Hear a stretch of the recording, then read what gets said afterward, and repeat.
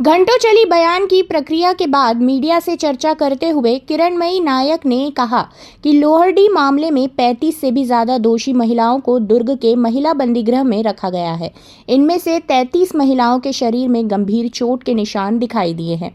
बयान हमने लिया है, उनके इलाज के लिए महिला डॉक्टरों को नियुक्त किया जाना चाहिए। मुझे लगता है कि इस मामले में मजिस्ट्रेट जांच अगर होगी तो वह राज्य शासन के खिलाफ नहीं जाएंगे।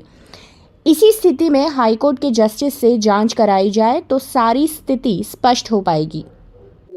सभी का हमने नाम, उनके पति का नाम, उनकी उम्र, सब कुछ हमने नोट किया है।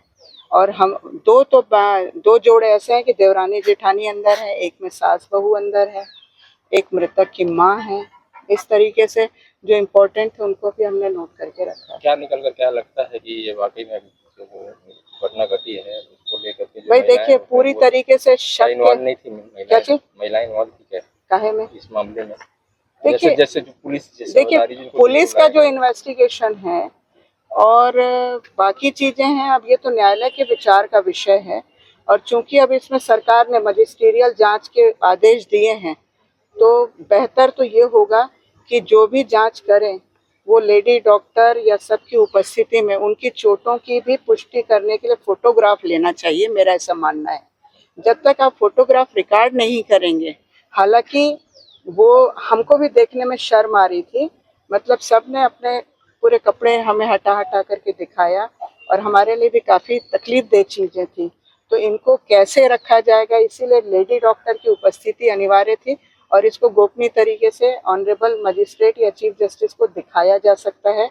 आज यदि हमें मौका मिला होता तो हम जरूर ऐसी चीज़ों को रिकॉर्ड करते, पर उन्होंने बंदिश लगाई तो हमने वो फोटोग्राफ नहीं लिए हैं, परंतु हमने जो देखा है वो दिल दहलाने के लिए काफ़ी है। बयान दर्ज कर लिया गया है। पूर्व मुख्यमंत्री भूपेश बघेल ने कहा है कि डिब्बे में खराबी नहीं है, इंजन में भी खराबी है, तो क्या इंजन बदलना चाहिए? ये उन्होंने कहा, इंजन भी बदलना चाहिए।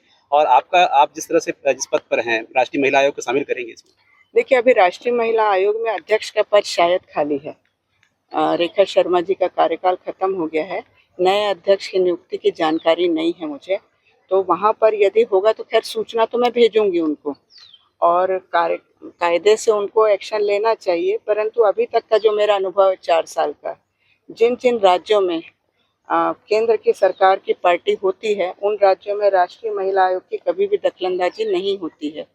जब वहाँ पर विपक्ष की सरकार होती है तब वो राष्ट्रीय महिला आयोग सक्रिय रूप से आती जाती है और बाकी राज्यों में उनके कहीं पर भी धमक नहीं दिखाई देती है। मतलब पार्शलिटी होगी इसमें। असल में क्या, जब मैं आई थी तो मैं बिना तैयारी के तो आई नहीं थी। मैंने डीजी जेल हिमांशु गुप्ता जी को बाकायदा अपनी ऑफिशियल चिट्ठी भिजवाई थी अपने सचिव के माध्यम से, और उनको भी डीजी जेल ने फ़ोन पर इंस्ट्रक्शन दिया था। वो अपनी ड्यूटी से बंधे हुए थे तो उनका कहना था कि मुझे स्पष्ट इंस्ट्रक्शन नहीं है, पर मैंने लिखा था कि मैं एक अधिवक्ता, एक डॉक्टर और एक एक्सपर्ट के साथ अंदर जाऊंगी, क्योंकि महिलाओं की चोटों का उल्लेख आया था जो सोशल मीडिया में वायरल था। और मैं यदि गवर्नमेंट डॉक्टर के साथ जाती हूँ और कल को गवर्नमेंट डॉक्टर फेवर में बयान नहीं देते हैं या पलट जाते हैं या मेरे की गई जांच को विरोध कर देते हैं, तो मेरे पास फिर कोई प्रूफ नहीं होता। इसलिए मैं अपनी तैयारी से आई थी। उन्होंने पहले तो मना किया और बाद में फिर मुझे जाने दिया, और बाद में जब देखा कि काम काफ़ी है तो उन्होंने अधिवक्ता को अंदर आने की परमिशन दी। हम दोनों ने बैठ करके वहाँ पर सबके बयान लिए। हमारे साथ तहसीलदार शमा यदू जी और डॉक्टर, क्या नाम था डॉक्टर का, कीर्ति, मैं थोड़ा सा नाम मिस कर रही हूँ, तो वो लेडी डॉक्टर और तहसीलदार, हम सब एक बंद कमरे में बैठे थे जहाँ एक एक करके हमने सभी महिला बंदियों को बुलाया और उनकी जांच भी की और उनके बताए गए बयानों को लिखा है हमने। और इन सब बयानों के आधार पर ये बात तो साबित होती है कि सभी महिला बंदी, कोई भी महिला बंदी ऐसी नहीं है जिसके शरीर पर चोट के निशान नहीं है। किसी के में कम है और किसी के में बहुत ज़्यादा है। तो हमने यहाँ पे जो अंदर पे जेंट्स डॉक्टर आए थे उनको बाद में इंस्ट्रक्शन दिया है कि जिनके घुटनों पे और बाकी जगह पर स्वेलिंग है उनका आप एक्सरे करा लें। और जेल में उनके साथ कोई दुर्व्यवहार मारपीट नहीं हुआ और उनका इलाज हो रहा है, इसलिए कई लोगों के निशान मिटने की कगार पर भी हैं। अब बाकी मैं डिटेल रिपोर्ट ऑनरेबल गवर्नर को और ऑनरेबल चीफ जस्टिस को भेजूंगी, डिटेल रिपोर्ट, क्योंकि इनके कुछ टेक्निकल लीगल इश्यूज हैं और इसलिए उस सारी चीज़ों को मैं ओपन नहीं कर पाऊंगी अभी, जितना उन्होंने मुझसे रिक्वेस्ट किया है।